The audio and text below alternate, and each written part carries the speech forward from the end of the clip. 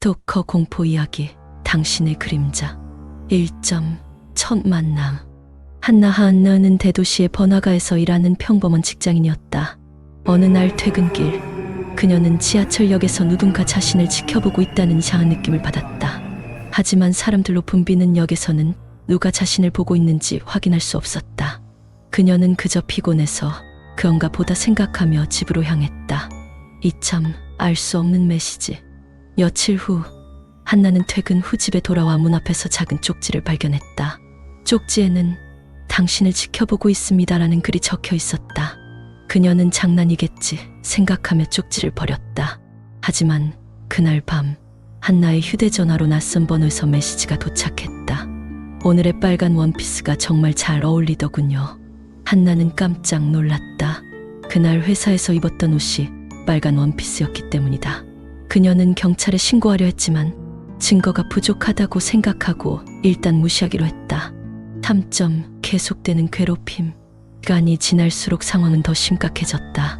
한나의 집 앞에서 알 수 없는 사람의 그림자가 목격되었고 그녀의 이메일과 소셜미디어 계정에는 점점 더 섬뜩한 메시지가 쌓여갔다. 나는 항상 당신 곁에 있어요. 한나는 점점 불안감에 시달리며 집안에서조차 편히 쉴 수 없게 되었다. 그녀는 친구들에게도 도움을 요청했지만 누구도 확실한 도움을 줄 수 없었다. 경찰에 신고했지만 범인을 잡을 만한 단서가 부족했다. 4점. 불안한 날들. 어느 날, 한나는 퇴근 후 집에 도착하자마자 현관문이 반쯤 열려 있는 것을 발견했다. 그녀는 겁에 질렸지만 혹시나 해서 집 안으로 들어갔다. 모든 것이 원래의 자리였지만 침실에서 이상한 소리를 들었다.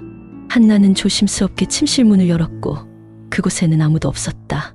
하지만 침대 위에는 자신이 며칠 전 분리수거한 옷가지들이 가지런히 놓여 있었다.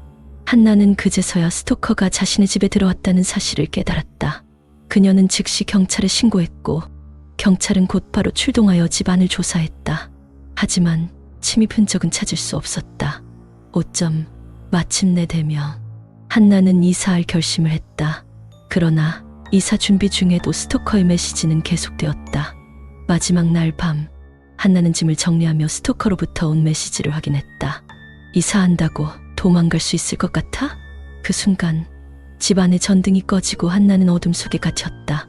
그녀는 당황해서 휴대전화에 플래시를 켰지만 휴대전화는 작동하지 않았다.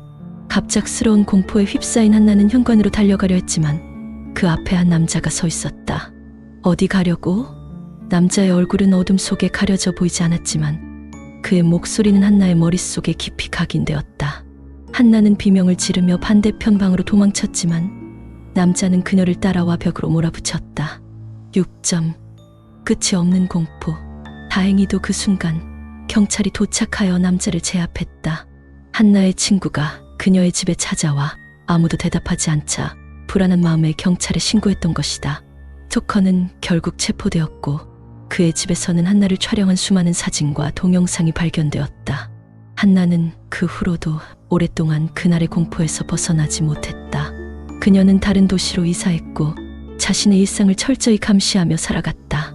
하지만 매일 밤 누군가 그녀를 지켜보고 있다는 느낌을 지울 수 없었다.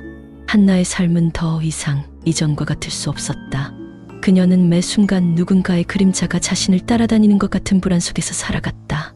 아무리 멀리 도망쳐도 그 그림자는 항상 그녀 곁에 있을 것만 같았다.